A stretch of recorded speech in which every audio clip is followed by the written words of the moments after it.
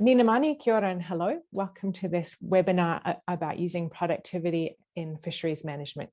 I'm Stephanie McWhinnie and I'm a senior lecturer in the School of Economics and Public Policy at the University of Adelaide. I greet you with Ninamani as an acknowledgement of my respect for the Kaurna people, the traditional custodians of the land where I live and work. I extend my respects to the Indigenous peoples of all the attendees today and acknowledge their continuing connections to lands, waters and culture, where these extend from my homeland in the east, Aotearoa, New Zealand, out to Western Australia, up to the Northern Territories, down to Tasmania, and those several other states and territory in between that we kind of mention as well. Now let me give you a brief rundown of the agenda. I'll introduce you to the project team and provide a bit of an overview of our project. Then Sean Pascoe from CSIRO Oceans and Atmosphere in Brisbane is going to introduce us to productivity analysis. That'll take about half an hour. Then we'll have Eriko Hoshino, also from CSIRO Oceans and Atmosphere, but based in Hobart, will describe our first case study of Commonwealth Northern Prawns, followed by me again, and I'll talk about the South Australian prawn case study. Then Peggy Schrobback from CSIRO Agriculture and Food will cover our third case study of Queensland Spanner Crab. These each will take about 10 minutes or so, perhaps a generous 10 minutes, and then I'll wrap us up with implications and recommendations before I open up to questions from attendees, so that we can try to keep coordinated and hopefully minimize any technical difficulties. If you've got questions, please just note them down and save them to the discussion time. Now, I've already briefly introduced our speakers, you can see on the slide here, but I'd also like to acknowledge the important contributions of our wider project team. So Robert Kotati from ABARES, Australian Bureau of Agriculture and Resource Economics and Sciences, was really instrumental in the Commonwealth case study by providing access to and conducting the analysis on the confidential data there. Thank you very much, Robert. Anders Magnusson and John Kandulu from BDO Econ Search here in South Australia provided access to the confidential South Australian data, while Steve Shanks from Primary Industries and Region South Australia assisted us with local knowledge and interpretation for that particular case study. In Queensland, we're very grateful for the support of Sean Breen and Nancy Chu from the Department of Agriculture and Fisheries for really championing the data access and local interpretation for that fishery. And Brian McDonald from Northern Territory Department of Primary Industries and Fisheries assisted us in kicking off the project and some connections since then. So thank you very much to that wider project team. It definitely is not just the people that you can see on screen today who have made this project happen. So where we started with is that the FRDC put out a call for a project acknowledging that evaluating performance in fisheries with respect to economic outcomes is really crucial for effective fisheries governance. But measuring and monitoring that performance against economic objectives is quite a challenge. The practical use of economic measures has been hampered by limited data due to costs of data collection and provision, although there is, as we've discovered across this project, data out there and more jurisdictions are collecting economic data. But what we wanted to be able to do was find ways that we can, use the data that we already have to be able to address particular questions regarding evaluation, and find when that additional data is needed to address those more nuanced questions about fisheries governance. Now, of course, each fisher, each fishery, each jurisdiction, they're all different. And there are many different measures that we could use to monitor performance. And there's a variety of ways that we can perform those calculations. So what we're trying to do here is use basic capture and effort data to derive some quantity-based measures of productivity and identify when these might be suitable as proxy measures of the direction of and changes in economic performance. So this project is providing an overview of productivity analysis and the role that it can play in supporting fisheries management, both in terms of monitoring, but also examining other changes. Okay, I'm going to kick us over to Sean Pascoe now, who will introduce us to productivity analysis. Thank you, Sean. Okay, thanks, Steph. Right, I'll get my presentation up.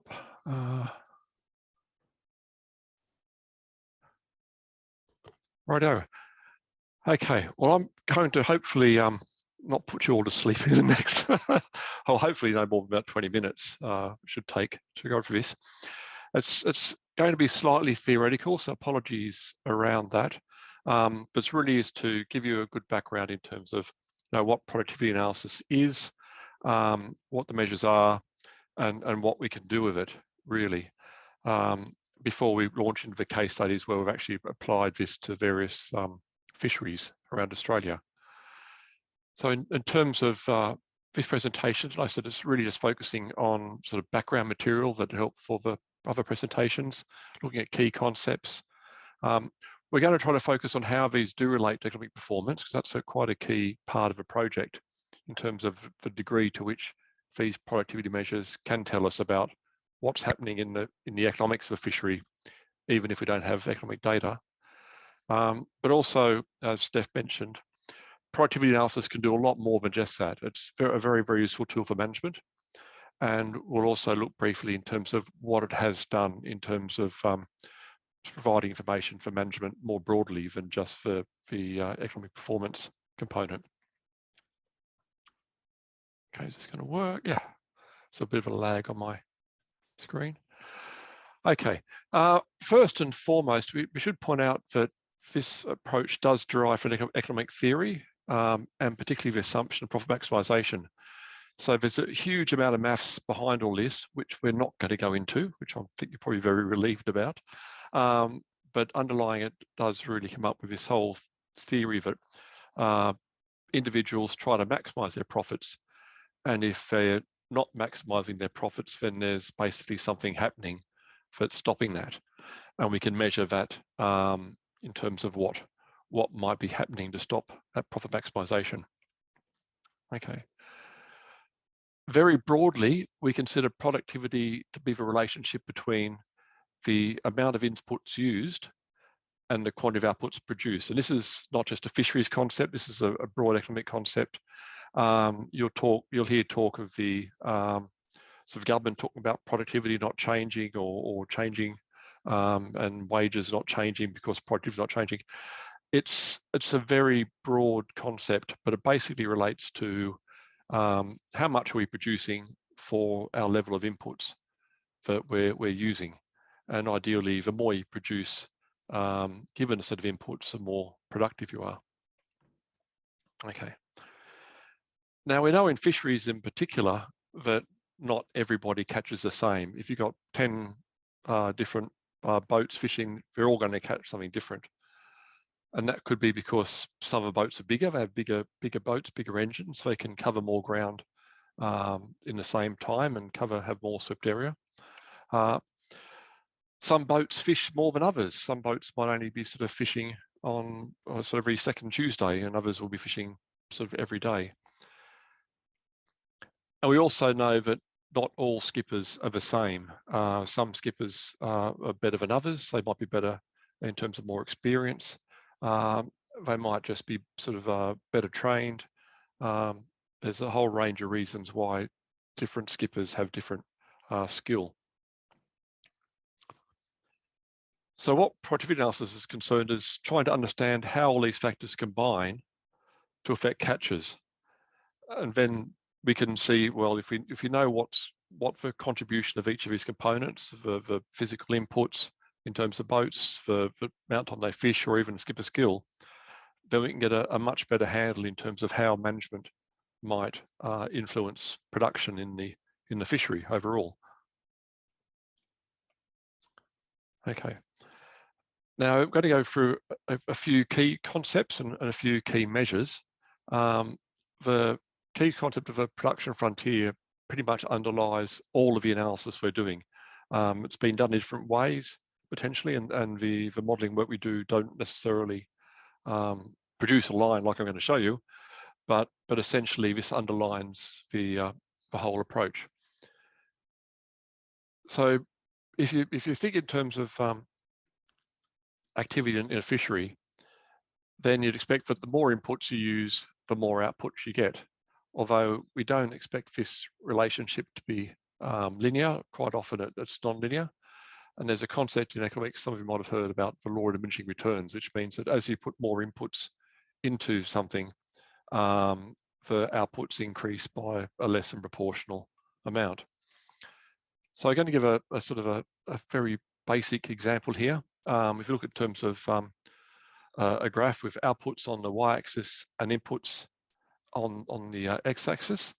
In this case, we're looking at sort of some sort of effort proxy, and we're going to look at boat size as an indicator of effort. So if we had a small boat, we could put a small boat in a fishery, and we'd expect that small boat to have a small catch, mainly because of all other factors that go with that. Sort of it can't fish as much, it can't go out in some of the deeper waters, so catches could be lower. Okay. If we have a bigger boat, being a bigger boat in a fishery, we'd expect that bigger boat to be able to catch more fish. And again, this is because it can overcome some of the limitations of a smaller boat. It can cover more surface area, it can go deeper waters, it can fish sort of further out.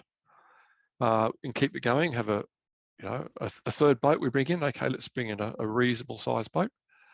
And again, you would expect catches of that bigger boat to be higher again, because again, it can do more than the middle size or smaller boat could. If we go all out and bring in sort of like super trawler, maybe not super trawler, but something bigger again, we wouldn't necessarily expect that to catch much more than the boat that might be slightly smaller than that, mainly because we still have a limiting factor being the stock. There's only so many fish in the sea. The boat might be able to fish, might not be able to fish anymore if the next size down boat is fishing as many days as can be fished. So you can't fish more. If it's fishing the whole area of a fishery, then there's not really much advantage in having a bigger boat again. Okay, we can plot out this relationship, and that gives us a nice non-linear curve. And this really defines our production possibility frontier. And what this gives us then is a relationship between inputs and outputs in the fishery. So that any point along that frontier is really the maximum amount we'd be able to expect to get given our inputs used, in this case, boat size. Okay. Now we're going to bring in the concept of inefficiency, and a lot of people sort of think this is a really derogatory term to talk about people being inefficient. It does sound particularly derogatory, but it's a technical term. So inefficient just means they're not catching as much as they could catch. It doesn't mean a personal reflection on the person who might be inefficient. Okay. Now production frontier tells us what could be caught, and we've already looked at that in terms of we know how much those different boat sizes could potentially catch. And we say that any boat or any producer on that frontier is efficient. They're catching as much as they could catch given the inputs they're using. So they're an efficient producer. We've already said that boats, different people catch different things, and boats and fishers differ in their ability to catch fish. And it could be an older boat. Maybe it's a big boat, but it's old and can't sort of take the conditions that a newer boat could take. Might be a bit slower. Also, we know that some skippers are better than others. We've already mentioned that. So they might have more experience. So what you might find is somebody who's not producing on the frontier, and we regard them as an inefficient producer. So they're catching less than they could potentially catch. And that sort of blue dot above them defines what a boat that size should be able to catch, but we're catching less than that. Okay. We look at that gap between what they are catching and what they could catch as being the amount of inefficiency in the fishery, or for that particular fisher. These are individual vessel level measures. And we estimate then that the a ratio of what that boat could catch to what it does catch, and that becomes the basis for most of our efficiency measurements. So it's looking really at comparing what we theoretically know they could catch, what we are seeing they are catching, and the difference between those two measures. Okay, so technical efficiency is the term we give to that. It's technical because it's looking purely at physical inputs. So it's looking at things like boat size, engine power, days fished, number of crew, all the physical inputs, and the amount of physical output that's being produced. So it's a technical measure. It's, even though it derives from economic theory, it's not necessarily an economic measure directly. But we define technical efficiency as the ratio of the actual to potential outputs. So given how the maximum, if it was catching its potential, the maximum would be 1, because it's on that frontier. If it's inefficient, it's going to be less than 1. So we're operating below the frontier. So we end up with a score that we can give to each individual vessel from effectively 0, which are not catching anything. Very rarely happens, if you'd hope, to a measure of 1, where they're actually catching on the frontier, whereas they couldn't catch any more if they wanted to. Okay. Now we can draw some parallels to this, to what differences in technical efficiency might mean in terms of economic performance. So if you think in terms of an efficient boat and an inefficient boat, if a vessel is inefficient, it's using the same amount of inputs as the efficient boat, but getting a lower output. So it's going to be a lower catch, which means it's going to be a lower revenue. But it's using the same inputs, which means they've got the same costs. So what we find then is that the profitability of an inefficient boat would be less than the profitability of an efficient boat if they had the same characteristics in terms of boat size, engine power, all that sort of stuff. So we can see directly that there is that relationship between vessel profitability and efficiency as a sort of proxy measure. Over time, we can look at these things, how they change over time, and would expect that if average technical efficiency is increasing, then the average profitability of the fleet, because we're now looking at average across the fleet, we expect average profitability also to be increasing. And conversely, if average technical efficiency decreases, we'd expect then that average profitability would most likely decrease. Now we're saying most likely because other factors come in here to play. There's prices, there's cost changes that can also affect the level of profits. But if we take out changes in prices, changes in costs that could also affect profits, then we would see that relationship in terms of changing in efficiency and changing in profits to be very, very closely related.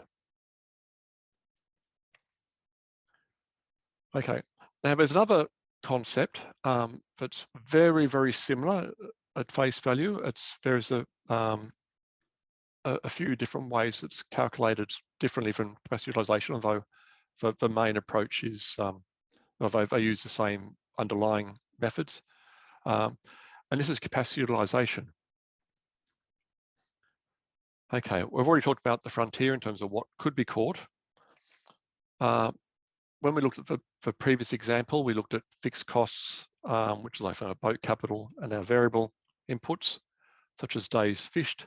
And for inefficiency, we sort of said, okay, well, given the same number of total inputs, fixed and variable, how well is that boat performing? When we look at capacity utilization, we say, okay, well, let's not worry about variable inputs, just look at fixed inputs. So for example, the boat capital, how much could that boat capital produce if we allowed the variable inputs to vary? Okay, so we can now come up with another measure that says for capacity utilization is a ratio of potential output given just the fixed inputs. So we might say, okay, well, these boats, they're different catch because they're fishing a different number of days. we know a vessel could catch more if it fished more. So if it's not fishing to its potential, then that's also a measure of underutilization. Not necessarily inefficiency, just underutilization. And again, we have the same measure that it's less than or equal to 1, where if it's 1, it's on the frontier, and if it's less than 1, it's underutilized and below the frontier. So the graph looks the same. We're just taking now, just considering only our fixed inputs. Okay, now this gives us actually different implications in terms of what's happening in the fishery, because to a large extent, the level of capacity utilization is linked to the economic conditions of a fishery. So if prices increase, you'd expect fishers to fish more. If fuel costs go up, as we're seeing now, we'd expect boats to fish less, because the cost of fishing goes up, the catch and revenues aren't going up. So at some point, they're going to probably stop fishing earlier because it's not really worth keeping fishing at the higher fuel prices. So we also have the situation where on that figure that we have our fixed costs are now fixed. That little blank square represents the potential underutilized degree of underutilization in the vessel. For the underutilized vessel, it's got some variable costs and it's got some small amount of profit based on how much it's catching. If we fish more, our variable costs are going to go up. We're not saying they're getting something for nothing. It is going to cost them more. But of course, the fixed cost is a major part of the overall costs. We do get higher profits from the fleet if they're fully utilized than if they're less than utilized. Capacity utilization also gives us some other measures in terms of if we have underutilized capacity, that means we've got excess capacity, which a lot of people call latent effort. It's a similar sort of concept. And as I said before, we should expect to be lower profits than they could otherwise be earning if that capacity was being fully utilized. But I guess the classic example of this is if we've got 10 boats fishing in a fishery, all fully utilized, are going to make more money than 20 boats fishing in the same fishery, catching the same amount, but underutilized, because the fixed cost components can be the same, but we're going to be having a much greater profitability by getting rid of a lot of that fixed costs that's not being fully utilized. So again, over time, if you think of what this could tell us, if we look at changing capacity utilization over time, it can tell us two things. One, if it's increasing, not only should we be expecting average profitability to be increasing, but also gives us a hint maybe why, and it's probably likely because conditions have improved in the fishery. So maybe prices have got better, or costs have gone down, or catch rates have got better. So it gives us an indication that what might be affecting that profitability change. And conversely, if our capacity utilization goes down average, that could be because we're getting less favorable conditions in the fishery, such as prices are going down or cost rising. All right. So if we take these two measures, and there are more measures which I'll touch on very briefly, but these are the two key ones we're focusing on this project. If we take these two measures, we can get sort of different potential outcomes. So we could get a fishery in which case all the boats are operating efficiently, which is fantastic, but they're underutilized. That could be a case of, the boats that are there are operating efficiently given the amount of effort they're producing, but there's too many boats in the fishery. There could be adverse economic conditions, or there could be some constraint, such as, for example, a days at sea constraint, stopping the boats fishing to their full capacity. So we could end up, like I said before, fewer boats fishing more would be more profitable than lots of boats fishing less. We could have a case where they're both inefficient and underutilized, and this is mostly the case, in which case we expect some level of inefficiency and some level of underutilization, but ideally we'd want those to be quite high, but it's not great having both. Or we could have a fishery which was, the boats were fully utilised in terms of fishing as much as they can, but very inefficient. And that could be because there's differences in skipper skill, there's differences in technology, but some boats are using cutting edge technology, other boats are using sort of, a paper airplane to determine wind strength. It could be, of course, catch rates have fallen if you're looking at changing over time, or again, it could be due to management restrictions. So under the level of efficiency or underutilization doesn't actually tell us necessarily what's causing it. It just identifies there are problems, and there are means of going through and trying to separate out what those drivers are of inefficiency, which is quite a valuable exercise and has been applied in quite a few number of fisheries.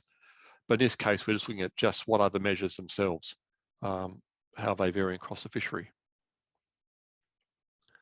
Okay.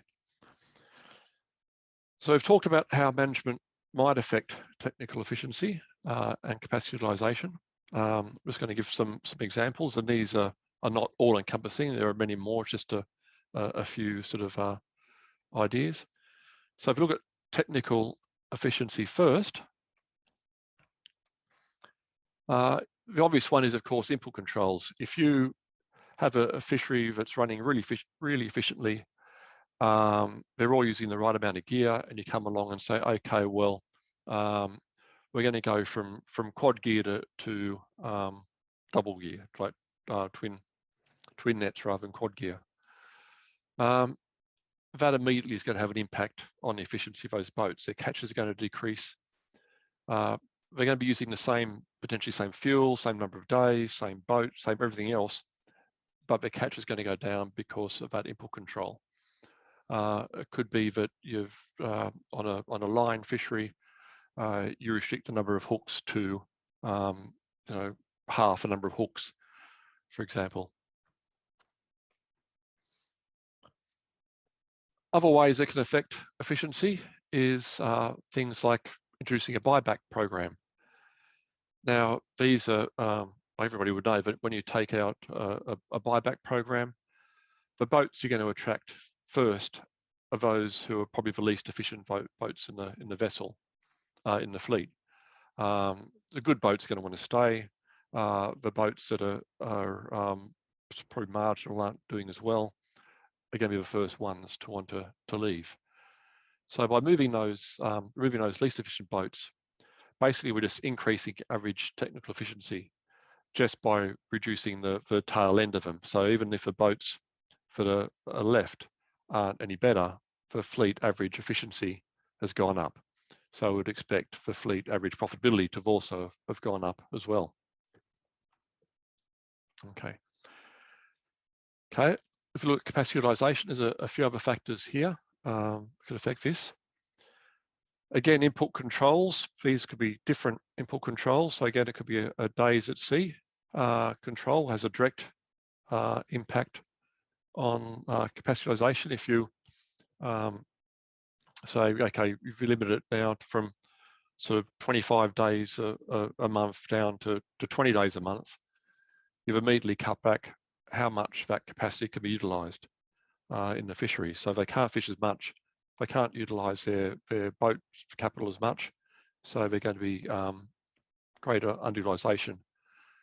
And again, gear restrictions can have an indirect effect on technical efficiency, because now that our catch rates are down per day, because of our lower gear, it's not as profitable to fish as many days potentially. So as soon as we get maybe towards the end of the season when catch rates would be falling anyway, we're going to stop fishing earlier because we're not catching as much now as we were before. So again, that can have an impact on capacity utilisation. Introducing a total allowable catch in the fishery will have a direct impact on capacity utilisation, particularly in the short run. If we reduce our TAC, then we're basically saying, okay, well, you can't catch more than sort of 20% less than you're catching before. So those boats are going to have to cut back on their level of days fished in order to meet that new lower TAC. Eventually, over time, you'd hope those boats would adjust their holdings, quota holdings, and you'd expect some autonomous adjustment to take place, which would allow that capacity utilisation again to increase. You'd get reduce the fleet size and allow those boats that remain to increase their own capacity utilisation. But in the short run, you'd expect that to decline. There's also an issue that if you have unbalanced quota, you might have longer term impacts. So in a multi-species fishery, if the quota don't match up with how the boats operate, you could be imposing restrictions that can't be readily fixed by allowing fleet adjustment. So for example, if you have a species that becomes a choke species, then even autonomous adjustment will still result in boats being underutilised because of that choke species that stops them catching what they could otherwise catch, and we'd have a lot of unfilled quotas as well. And again, with buybacks, this has a different impact. We've already said that if we remove the least efficient boats, average efficiency increases. If we remove the least efficient boats, then we've got fewer boats competing for the resource. You'd expect catch rates to increase for those that do remain, particularly if stocks do start to recover. And then, of course, those boats that do remain in the fishery can start increasing their fishing effort to be more fully utilised. And again, that makes them more profitable. So they're not going to just sit there and do the same number of days fished. If catch rates go up, they're going to start fishing a few more days and have greater capacity utilisation. Okay. So Steph's already talked about sort of a little bit about sort of data needs, and if we're after trying to work out what's happening in terms of economic data, and we don't have economic data, then what data do we need to estimate these potential proxies for changes in economic performance? Okay. Both approaches for estimating technical efficiency and capacity utilisation, they both use the same types of data. We want catch data, preferably by species. You can do total aggregated catch.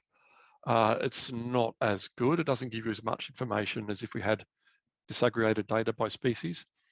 And a lot of the methods can actually look at multiple outputs, so we can actually use individual species information fully in the analysis. We want some measure of fishing effort, which is our variable inputs, such as days, hours.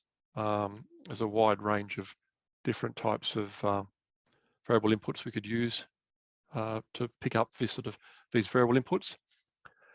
We also need information on the boat characteristics, such as size, engine power. These are proxies for our fixed costs, our fixed components, and our capital. But so bigger boats would expect to catch more, as I said before. Boats with bigger engines, you'd expect to be able to catch a bit more, as I've already mentioned. Okay.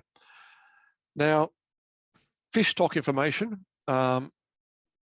is can be very useful information to include in the analyses. Most technical efficiency models would include some sort of measure of stock information. In our analyses, we haven't used it because we actually want to capture the effects of changes in stock size on the efficiency measure as a proxy for economic performance. So as stocks go up, you'd expect, by excluding it from the analysis, you expect that to be reflected in the technical efficiency because catch rates go up, and that would also relate to economic performance. But stock can be built directly into the models if we're using the models for something else. And in case we're trying to look at, disaggregating what is the effect of different, say, management impacts or different characteristics on efficiency, then we might want to include stock information directly in the analysis. So it's very useful to have anyway, but we don't necessarily always need it in the analysis. If we do want to go through and look at what might be sort of determining levels of efficiency, then we need things like gear characteristics of the boats. So is there any difference in gear that might be affecting their efficiency? Ideally, you want some sort of skipper characteristics, and these are quite often things like sort of years of experience, age, sort of more socio-demographic characteristics. Sometimes education, levels of education and training are important in various studies are found. So more characteristics for skippers themselves. And also we want to know what's happened in terms of management changes. So if we're looking at tracking changes in efficiency over time, we want to see potentially what the impact of management has been on that efficiency change over time. Now, things like the catch effort and boat characteristics we want at boat level, and in terms of the efficiency determinants, we also need that at boat level. Of course, things like management change would be a fishery level change, and things like stock is also a fishery level change. Okay, we could use more. Most of our analysis has stopped at that for our case studies. Steph has got some examples where she's brought in some additional information to show that that can also be useful. If we also had data on price of each species, we can estimate a different measure, which is called revenue efficiency. And from that, we can drive what we call allocative efficiency. And that tells us, are the boats inefficient, or are they just catching the wrong combination of species? Could they increase their revenues by catching a different combination of species by fishing slightly differently? If we had input cost data, we could look at factors like cost efficiency. So are they using the least cost inputs? Are there some boats that are actually catching the same catches but at lower cost because of the way they're configuring their inputs? And again, that's an input allocative efficiency measure. And if we had both, we can actually estimate some measure of profit efficiency that's taking into account also changes in prices and changes in input prices and output prices, as well as input use. And we can have a much better definition. But of course, if we had that information, then we'd have economic information directly on the fishery as well. Okay, just going to give you some examples of where it has been applied in Australian fisheries already. And this is really to look at either supporting management or assessing what impacts management might have changed on the fishery. So the purpose of this is to show that this is not necessarily a new approach. It's been around for a long time, and it's been applied in Australia for a long time, but it hasn't really had the uptake that we'd been hoping it would have had in terms of influencing management. And we hope this project is going to help that by making more people aware of the approaches. So if we look at terms of previous studies on technical efficiency, we've had quite a few studies that looked at how past management changes have affected efficiency. And these have been sort of Commonwealth and state fisheries. We've had prawn fisheries, trawl fisheries, lobster fisheries, and tuna fisheries have all been looked at in the past in terms of how management has affected their efficiency levels. We've also used efficiency analysis to look at how future management options might affect potential outcomes. So, for example, Moreton Bay prawn, we looked at some productivity analysis to say, well, what happens if we removed a restriction on boat size? How would productivity change, and how would potential profitability change?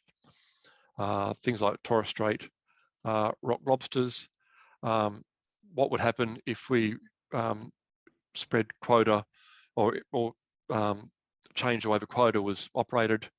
How would that reallocate itself across the fishery? And we used a productivity analysis to look at how that quota might reallocate around the fishery.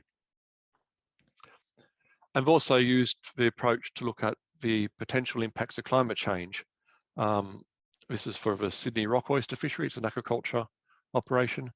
But in terms of how might productivity impact on climate change, or how might climate change impact on factors that affect productivity, and then how that might affect different production in different parts of predominantly New South Wales. Okay, in terms of capacity utilisation, there's been a lot fewer studies focusing on capacity utilisation in particular in Australia. There's been one looking at how the fleet might adjust under changes in quota, again in Torres Strait. It's sort of related to the previous Torres Strait project we talked about. In this case, we're looking at what might happen to a key commercial fleet in terms of if we change allocation between fleets, how might that fleet adjust? It's been used to look at potential excess capacity in the Tasmanian rock lobster fishery, and that again is to look at what might be the amount of capacity we might need to look at if we're going to make that fishery operate at full capacity, how much we're talking about. And again, another oyster study related to the efficiency study, and this is looking at what degree can we enhance oyster productivity by changing the way we operate. Okay, so there's some examples of previous studies, which is a nice segue into our 3 case studies, and Stephanie's already mentioned those. We've got a case study on the Northern Prawn fishery, a case study on South Australian prawns, and a case study on the Queensland Spanner Crab fishery. So I'll pass over to Eriko, who can take us through the Northern Prawn case study. Okay, thank you. Thank you. Just try to share, hope this works.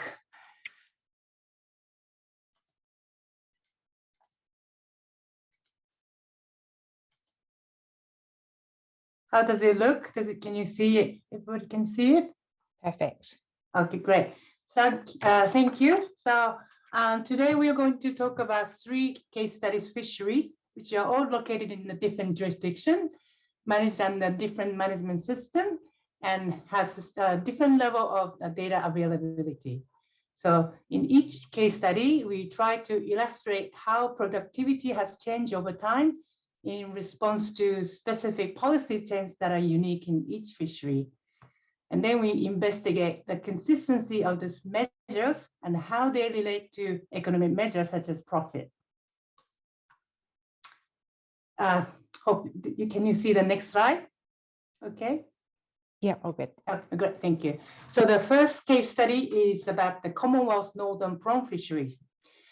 So Commonwealth fishery policy has a specific economic management objective, which is to maximize economic return from the fisheries. However, vessel level financial information is not always available, which make it difficult for managers to know how a fishery is performing in meeting this economic objective.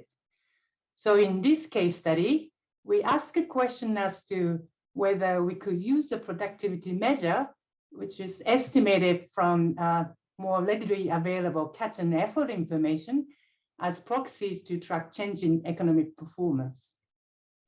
And what's unique about this fishery is that it's got a long history of individual vessel level data, including over 20 years of logbook data, as well as financial information collected through the government and the industry body, which allow us to directly compare the productivity and economic measures.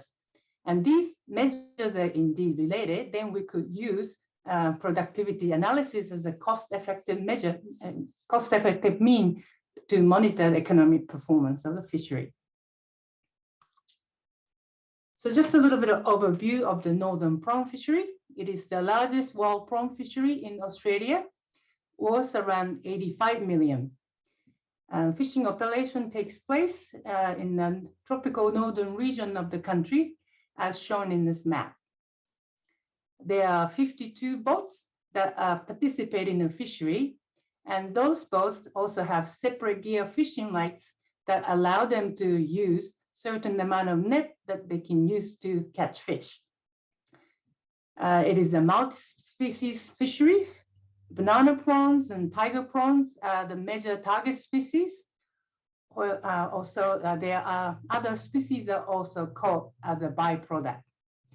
These prawn species are all short-lived with a lifespan about 1 to 2 years.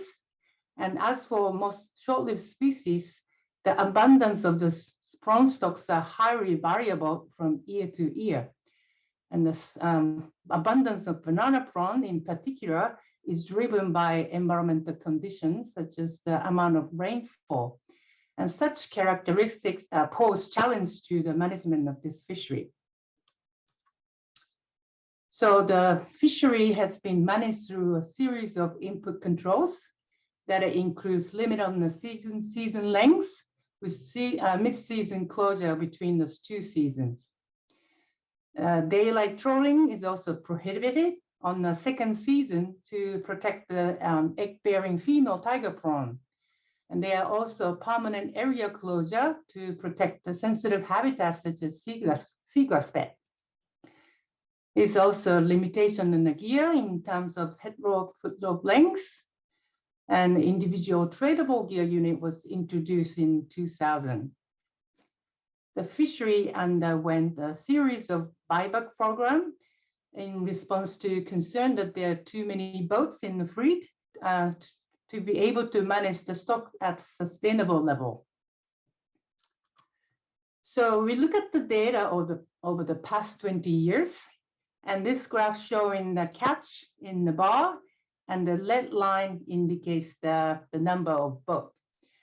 And when the fishery commenced in early 1970s, there are over 300 boats, but by 1999, the boat number was reduced to just over 120 boats, but this was further reduced down to the current level of 52 boats around 2007, when the last buyback program was implemented.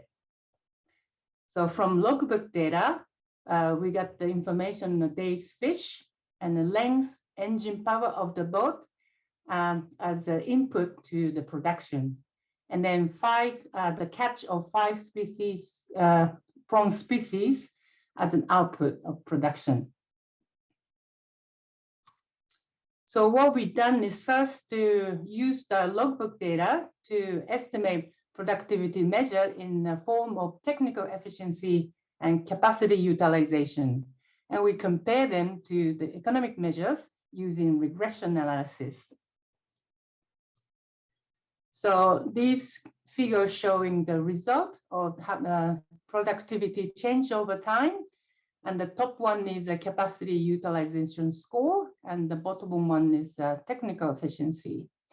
So what you can see from this red vertical line is the year when the buyback was introduced, and the solid bar in the box is the median value, median score.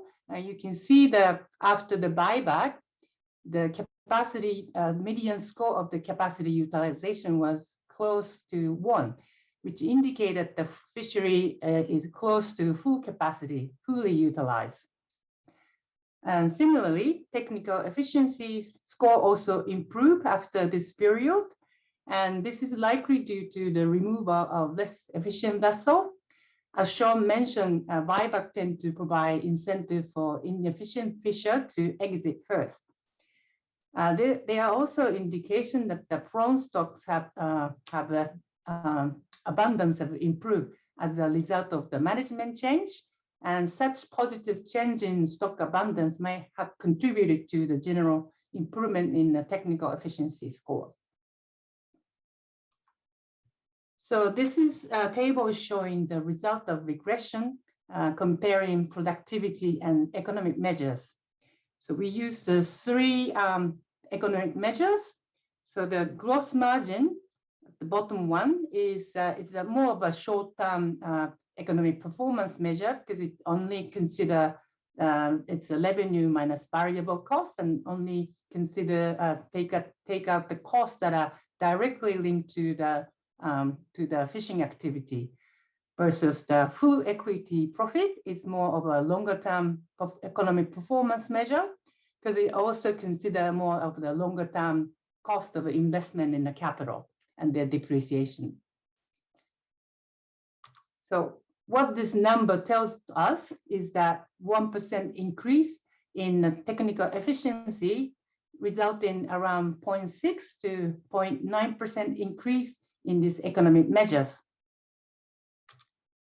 Similarly, 1% increase in capacity utilization result in about 0.7 to 1% increase in economic measures.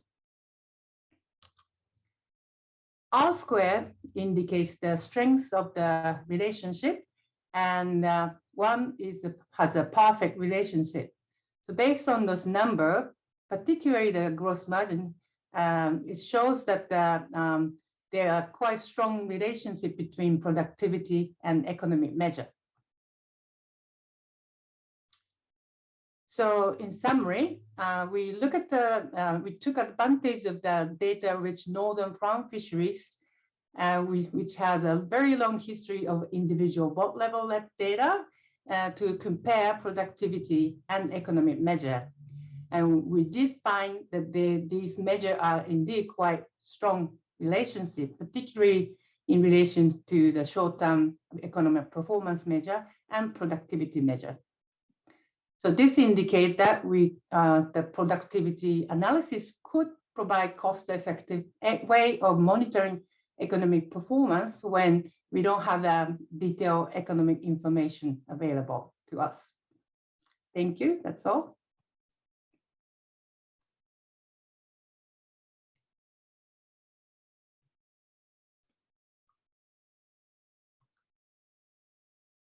Fantastic. Thank you, Eriko. Can you unshare your screen? It doesn't give me the option. I think I am managing to kick you out good. anyway. Thank you. Can someone just confirm, Sean or Peggy, can you just confirm that it's switched to mine now? Yes. All good. Awesome, thank you. Excellent. So I'm going to introduce you to the second of our three case studies. So this was conducted on the South Australian Spencer Gulf and West Coast prawn fisheries. These are two separate fisheries, but we analysed them together because they're relatively small fisheries. And so to protect the anonymity of the data, we've combined them together, but they are separate fisheries. They're quite similar, but they are separate. So they're single species fisheries for Western king prawn, although bycatch of blue swimmer crab and calamari is permitted. The average annual catch is about 2,000 tonnes with about $40 million. Like many South Australian fisheries and in other jurisdictions, there's a combination of different management goals. So there's economic management goals, ecological, and there's also, in this case, a participative management goal. And this is coming from the fact that this fishery has, like all of them, evolved across time in terms of the management. And what happened is that since about the 1970s, there was a gentleman's agreement, as it was, where they would decide to stop fishing for a night, determined number of days together. And so they really built that into the management documents going forwards. And so that those input controlled real-time effort decisions have been made by this committee at sea. So that's kind of keeping in this history of participative management going in, which makes it quite an interesting fishery from that sort of alternative management perspective. But it does have an economic goal explicitly in there. And so as with other South Australian and wider jurisdiction fisheries, it has economic data collected every 3-ish years, and that is conducted by BDO Econ Search. They're voluntary surveys, and again, thank you to BDO Econ Search for working with us in this project to provide the access to the data. We have, for this analysis, we use 3 different years worth of data across a 9-year period. So in total, we've got 51 license level observations. What's fantastic about the BDO Econ Search data is that it's got really detailed cost and revenue information. And so we've got input quantities, we've got on labor, vessel information, onshore costs, as well as the offshore harvesting costs. We've got output quantities and values for Western King prawn, and then any other bycatchers grouped together. And so by having the additional economic information, again, like the northern prawn fishery analysis, we're able to say, okay, what if we didn't have the economic data, if we only have the quantity-based data, what kind of metrics can we get? How do those compare to value-based metrics or information about profits directly? And so again, by having the access to the wider information, we're able to get a picture of what might happen or how well those two are correlated with each other, the quantity-based information and the value-based information.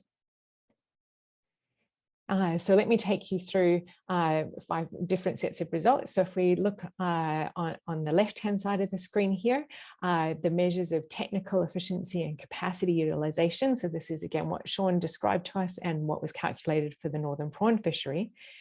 So we can see in this case, we don't have the full historical data that is available in the northern prawn fishery. We've just got 3 time periods, so 2012-13, 2015-16, and 2018-19.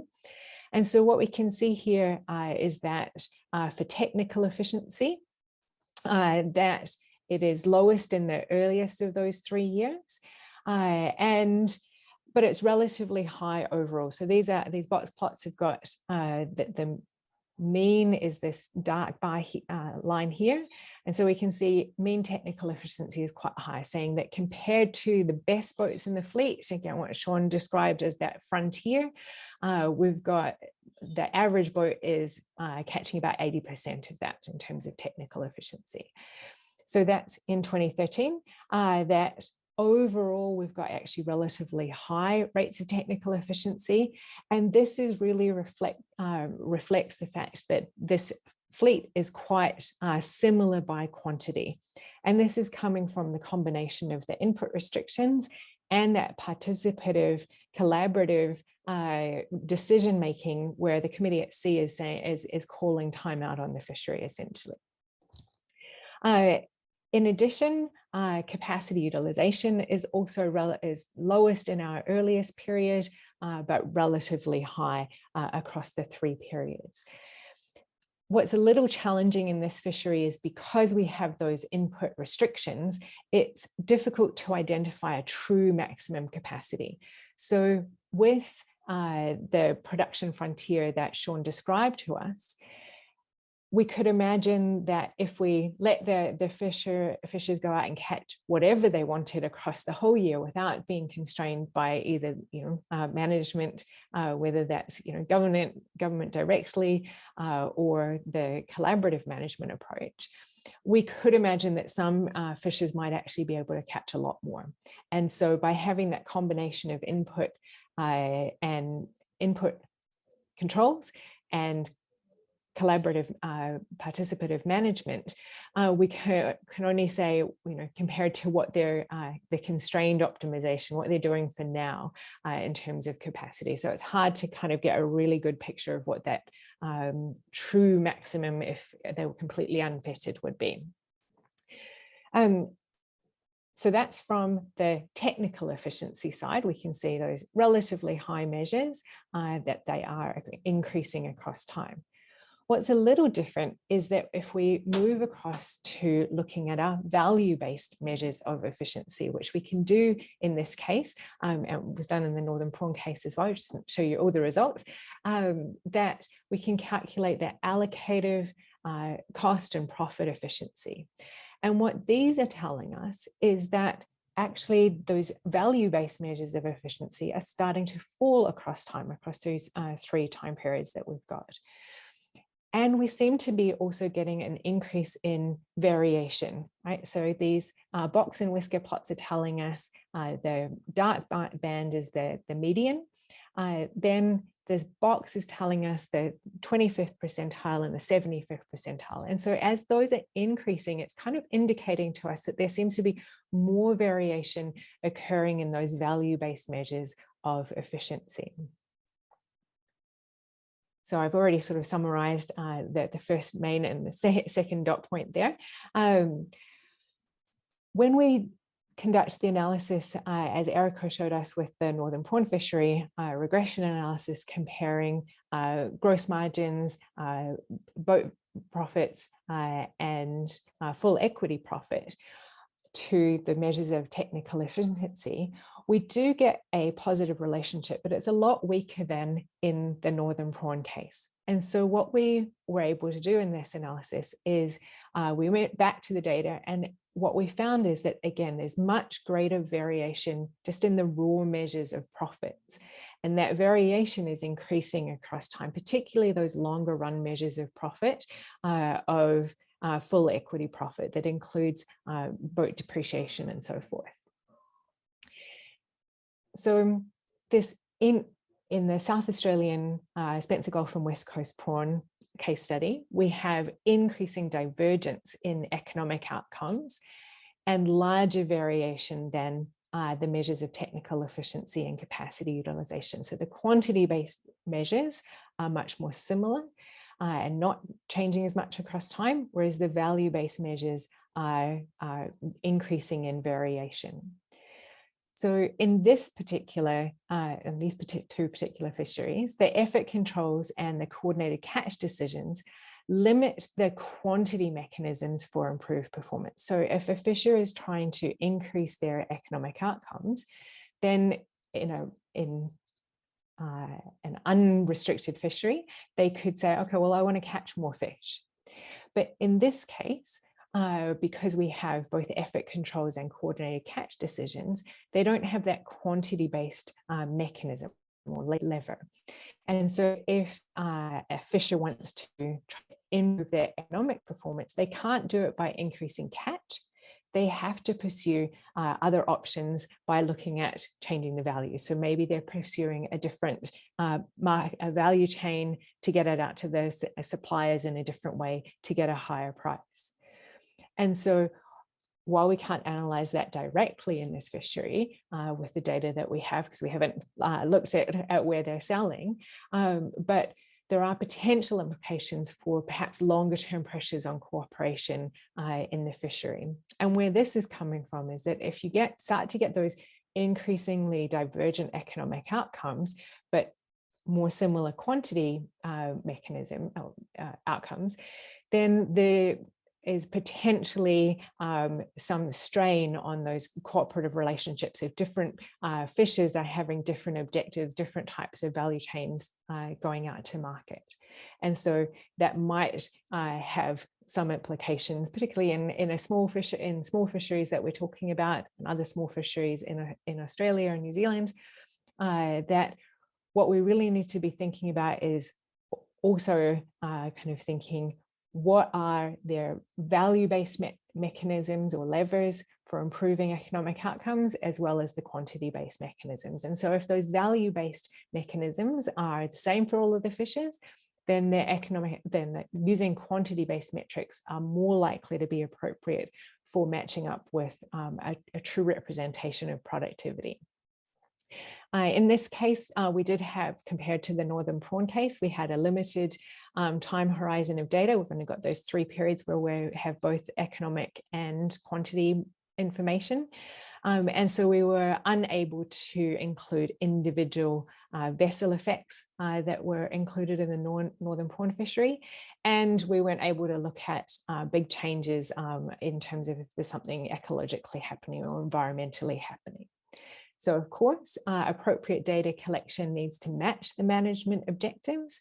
And so in this particular case, we're very fortunate that we have both economic data and the quantity-based data. And we say in this particular case that we do kind of need both, because we've got the multiple different management objectives. All right. That's all I have for the South Australian case study. I'm now going to pass this over to Peggy to talk about Queensland Spanner Crab. Thanks, Peggy. So I'm sharing my screen with you. And you should be able to see it now. Yeah, good. All right, so this third case study was about the Queensland. Sorry, Peggy, if you can just full screen it. Yep. Here we go. Perfect. Perfect. All right, so the third case study is about the Queensland Spanner Crab fishery. And I put up a map here to show you exactly what we're talking about. So this is Queensland, and this small purple batch here is our focus area. So this is where the commercial spanner crab fishery operates. The stock also extends down into New South Wales, but for the purpose of this case study, we're only looking at the Queensland part of the stock. I also put up a picture here on that other side that shows you the spanner crabs. So they're actually quite big crabs. And you also see here a frame, a netted frame, which are called dillies. And these are kind of the structures that are used in order to catch the spanner crabs on the ocean floor. So a bit about fishery management of the commercial spanner crab fleet. So the fishery stock status in the mid-1990s was considered as depleted, and that caused a range of management methods to be gradually introduced over time, and that started in 1999. So the management methods in place now include input controls such as geared restrictions, and that includes the features of the dillies, the numbers of dillies to be used per license, limited entry to fisheries through license restrictions. There are also output restrictions, total allowable catch, crab size limits, and temporary closures, for instance, at the end of the year when the spawning season occurs. And according to the most recent fishery status report in 2020, the stock was considered as sustainable. Some information about the economics of this fishery. So you see here on that graph over time that the total Queensland catch per annum increased quite significantly at the end of 1980s. And that was the time when there biological issues or issues on regarding the stock were identified. And that, as I mentioned before, was the initial, kind of incentive to come up with improved management methods. A decrease of the number of licenses. You can see here a decrease of the number of catch over time as well. The current production value is relatively low, with only $8 to $9 million per year. So it is a small fishery, but nevertheless, regionally, it can have quite significant implications for employment. So that is to be considered as well. In regard to the market, spanner crabs are mostly sold here in Australia at a price of $25 to $30 per kilogram, and small volumes are also exported. So the aim or the aims of this case study was to estimate a range of efficiency measures. We're focusing here specifically on technical efficiency and capacity utilization. And we were intending to do that to estimate these measures over time, and also undertake a spatial analysis, which I will talk about in a little while more detail. We were trying to identify fishery areas with high and low technical efficiencies as a potential indication of their importance for the fishery fleet. And we're also trying to identify if policy changes over time had an effect on these measures. And then essentially the aim while we're doing it is to advise fishery management, Queensland Fisheries in this instance. So the data was provided from the Queensland Department of Agriculture and Fisheries, the Queensland Fishery Department. The data set included monthly time series data, ranging from 1988 to 2020. So that is quite a long time series, 32 years. And we had overall about 20,000 observations, which is very good. And that's after data cleaning. So there was even more in that data set. As I mentioned before, we were able to do an analysis based on spatial fishing areas. So the data set provided us information about where the vessels had fished according to 5 predefined fishing areas from north town of 7070 down to the Gold Coast area. And the individual fishing vessel data included inputs, fixed inputs like the Delhi set, engine power and hull units. So engine power and hull units gives us an idea about the size of the vessel. And we have variable inputs here, the days, effort as the days fished and Delhi's lifted, and Delhi set as well. You see both occurring in fixed and variable inputs, and that is due to how we treated them in our analysis based on changes in the fishery management. And our output here in an analysis is the volume of crab in kilograms caught during that period. Unfortunately, there was no information about crew, skipper experience, number of crew, cost, revenue, or profit. So we only could use these kind of 5 variables for our analysis. And here's a bit of an overview about the clean data set. Pictured here are the means of input and output variables, and according to the fishing area. So again, we have 5 fishing areas, and we can see here that there is a lot going on in the first period, so 1988 up to 99. And this is before the fishery, significant fishery management changes came into place, 99. And there is quite a bit of variation, and that's likely due to the limited observations in the data set in that first period. Then you can see later on the all of these variables become a bit more evenly distributed across all the 5 fishing areas. So these are our kind of starting points, input and output variables. We see here number of days fished, kind of going down for some of the areas, staying constant, relatively constant for other areas. Number of Delhi sets are going up, and generally number of Delhis lifted. Again, there is a bit of variation across the regions. Hull units, size of the boats, generally going up. Again, there's a bit of variation in the beginning, going down, but going up again in recent years. You can see same for the engine power.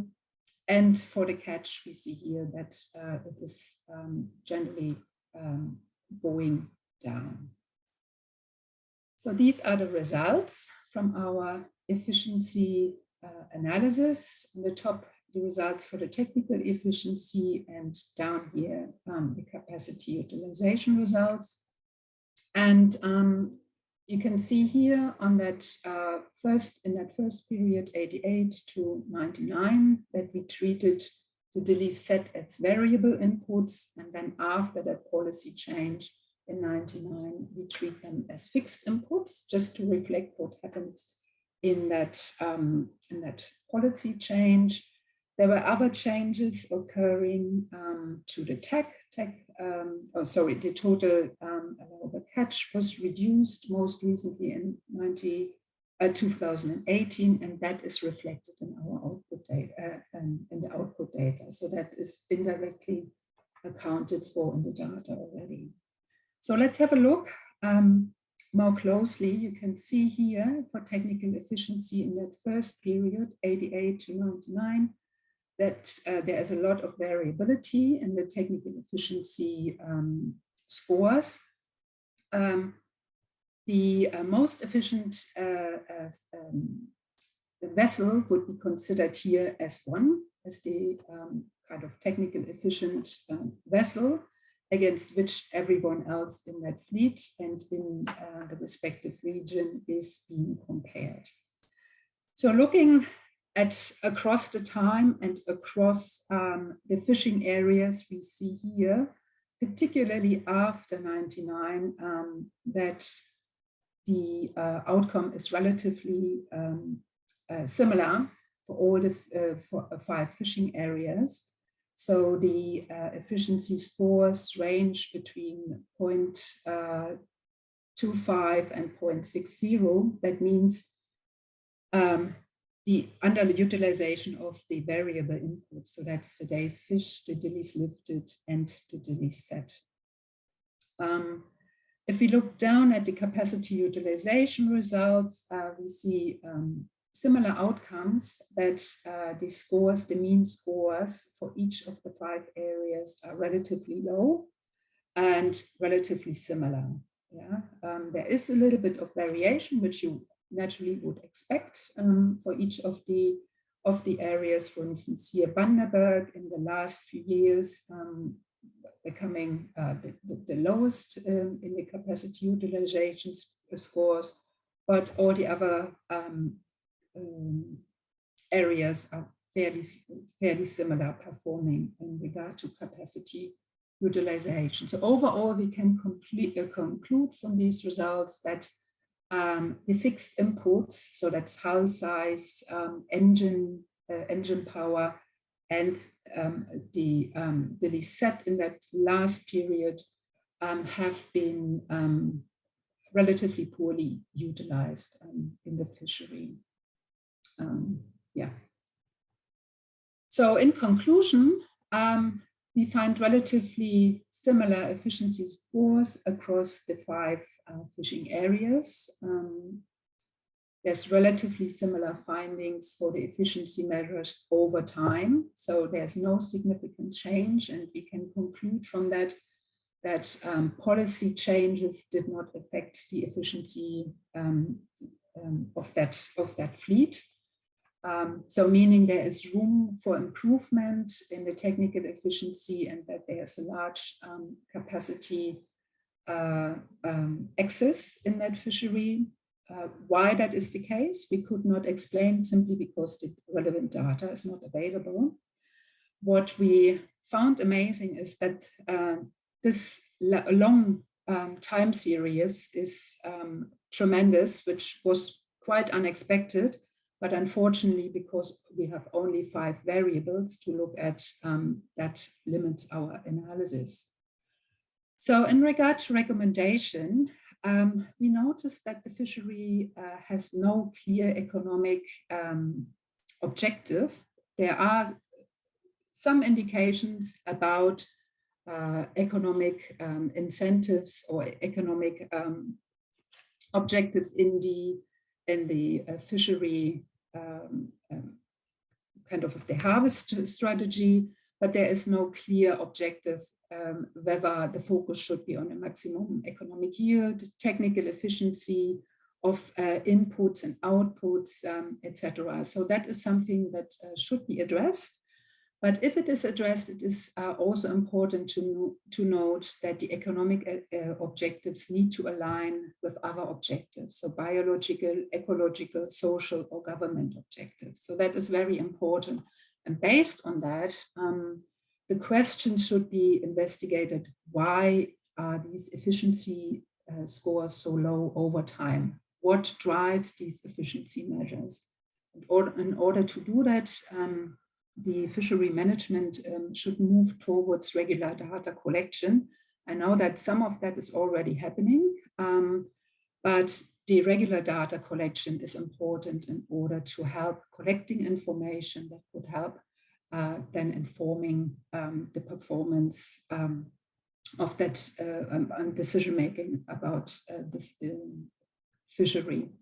So a more detailed data that is needed is vessel revenue, profits, operating costs, labor use, but also fishery management and potential fishery strategies with from a fisher perspective.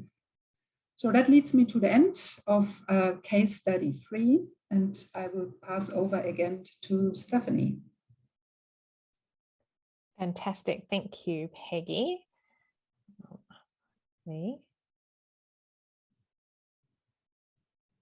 It's all work.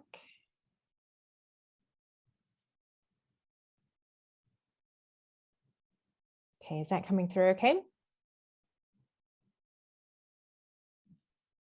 All good, yep. Thank you.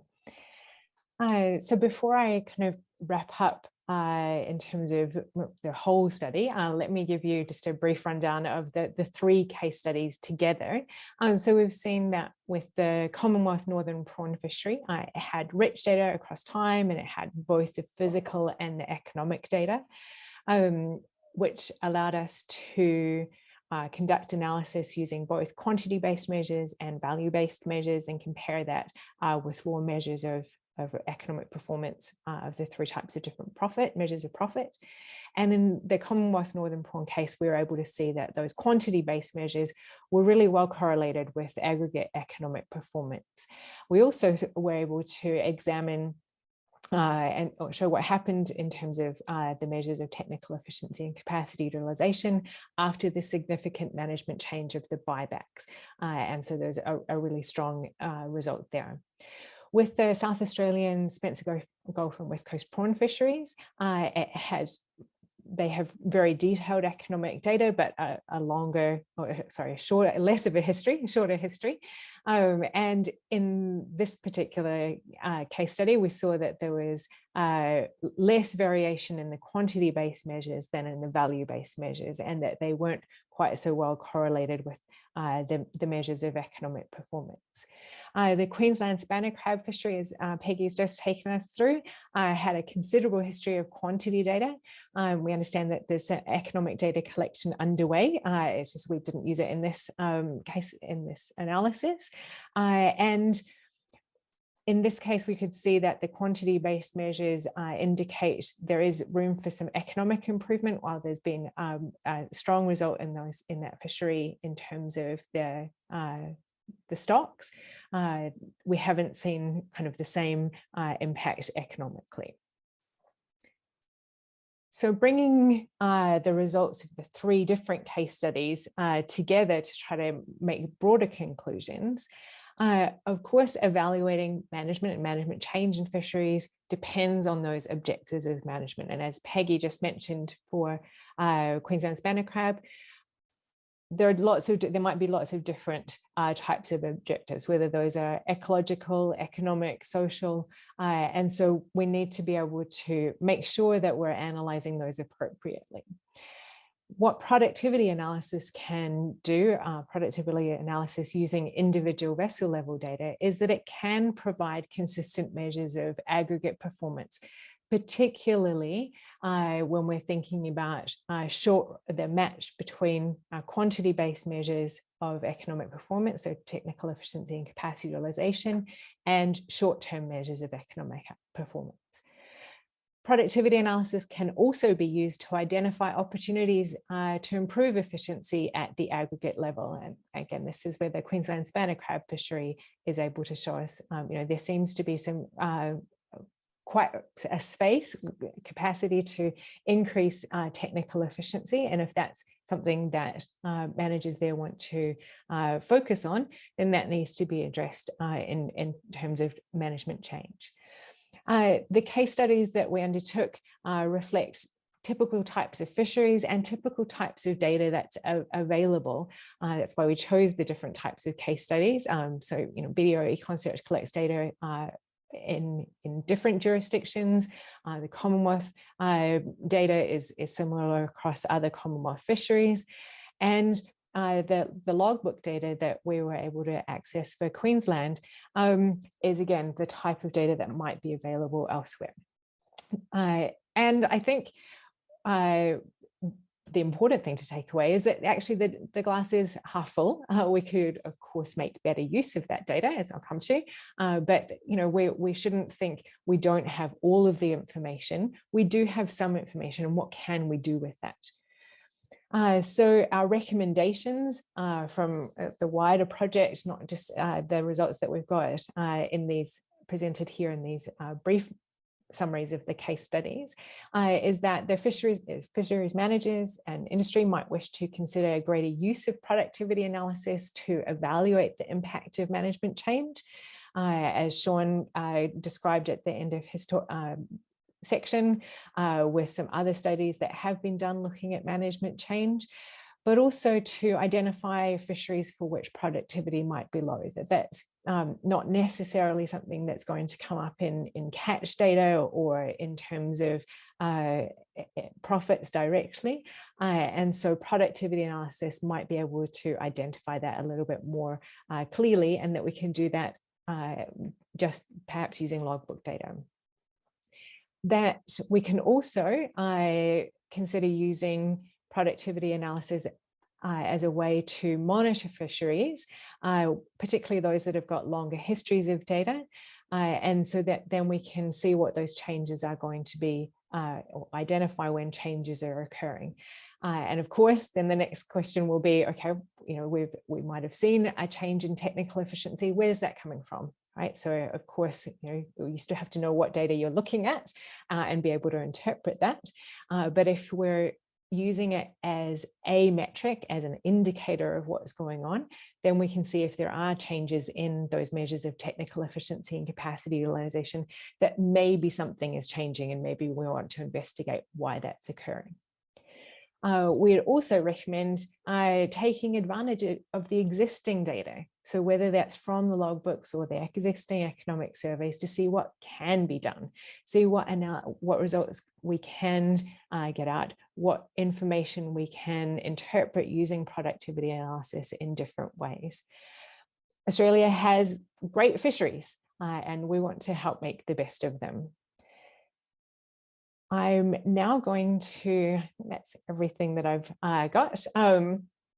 I'd like to thank Peggy, Sean and Eriko for also speaking alongside me today. But I think now it's time to open it up to questions. So we've got a reasonable amount of time. So if you've got questions, I can see a couple in there, and Caleb has just raised, I can see you've raised your hand. I'm going to stop sharing, and hopefully I don't mess everything up technically. Caleb, I'm going to try to give you the opportunity to speak. So just bear with me a moment.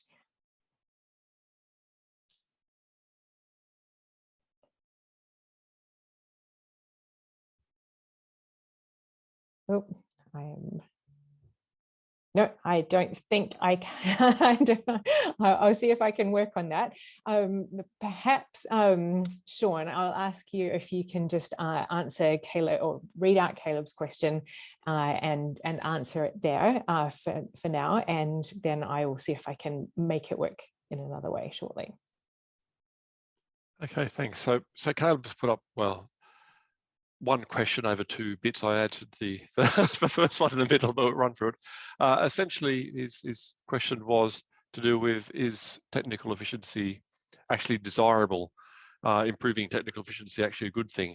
And he raised the case of the potential to increase pot numbers for Tassie rock lobster fishery, and that might lead to greater efficiency, but it might lead to sort of then subsequent restructuring and potentially lower employment in the region, and also greater payments to quota owners who don't necessarily live in the area.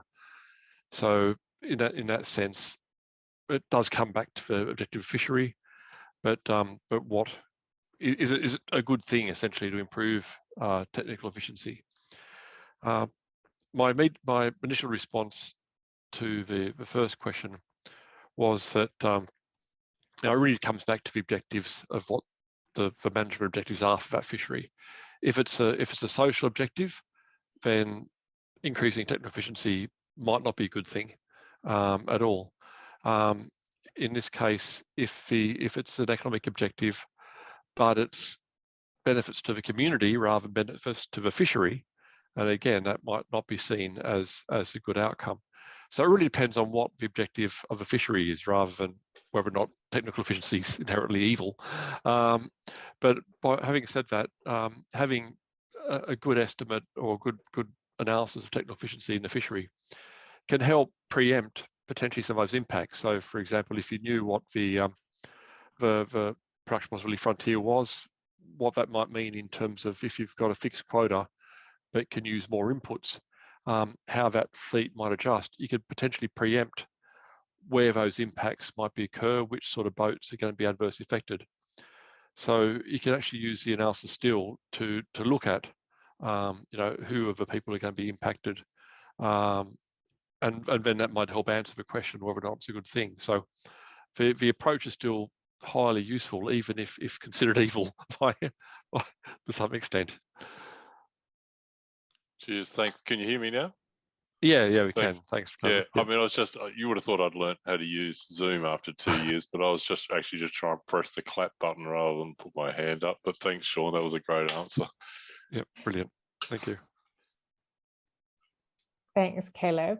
And yeah, I guess as Sean said, I think it comes down to, data is only as good as we can interpret it. And so I think what we're trying to highlight here is that we can use these measures of technical efficiency and capacity utilization as an additional metric. And of course, if we see changes, we then have to find out why those are occurring and understand, are they occurring for good or ill?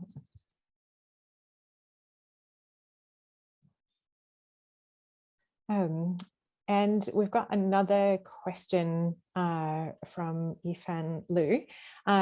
If we, and this was asked really early on, so when Sean, when you were giving your presentation, so perhaps I'll kick this one to you as well.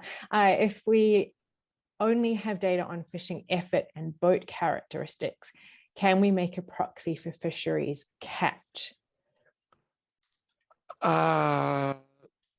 Probably not, unless you've had some previous information on catch. You need somewhere along the way, you need to make that relationship, measure that relationship.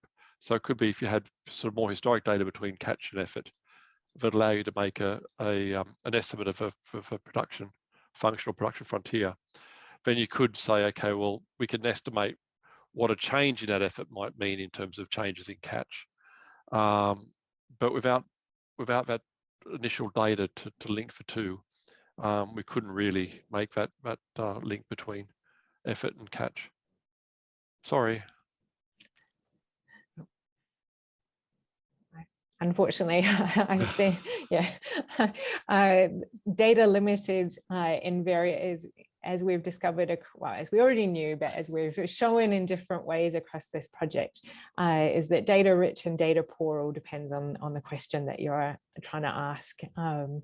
And as Peggy showed with the Queensland Spanner Crab, economic data is limited in that fishery, but the quantity data is there, and we're really grateful to have been able to access that confidential data. And so then it's sort of being able to highlight what we can do with that, but we can't do everything.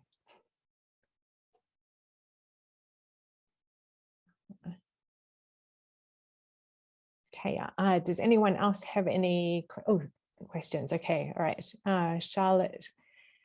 The case studies you mentioned published anywhere. Well, Charlotte, thank you very much for the segue opportunity. I don't know you. I haven't, and for the rest of everyone else, I did not plant this question. So the final report for this project is still in its review phase. And so I was hoping that we'd be close to having that ready, but we've just extended that. So when the final report, at the moment, the draft is, I think, about 130 pages long. So when that final report is available, we're going to post it on the project website, which you can see down the side of all of our screens at the moment, our backgrounds. In the meantime, we've actually prepared a more succinct guide for fisheries managers, and that's ready to go. I'm very excited about it, and I'm so excited that I'm going to send everyone who registered for this webinar an advanced early bird copy of that. So it's not posted online yet, but that early bird version of it's the final version of the guidelines for managers, but the advanced copy will come to you in your email, hopefully this afternoon. And that's got what we've talked about today in terms of the case studies, but also describing what technical efficiency and capacity utilization is. It's got a link to some of the case studies. But when the final project report is up, part of the report that we haven't summarized in this webinar was actually, the first part was doing a really comprehensive literature review. And so there's something we went through something like 250 or 350, some large number of studies. We summarized those. We summarized those in terms of the types of questions that were asked. So we looked at it in terms of, if you were interested in looking at management change, who has done that? And Sean gave some examples today, but we've got international literature on that as well. We also did it in terms of the methods, which we didn't go into today. So there are different ways that you can conduct these analyses. And so we've summarized them by method as well. So there's a lot of information in there. So what I'll do is, when the final report does come out, I'll send out a link to this project website again to everyone who registered for the webinar, and you'll be able to go back online, watch anything here, but also have access to the final report, where there's lots of different references in there.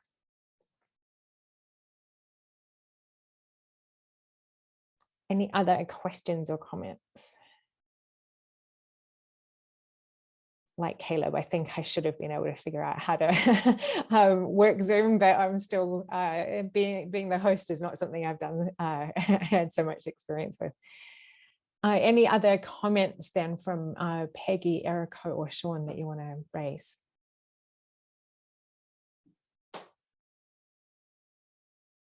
Okay, then Natalia, and thank you for the questions. I trust you've learned a little more about economic productivity analysis and what kinds of questions that it can be addressed and how it could be used in monitoring.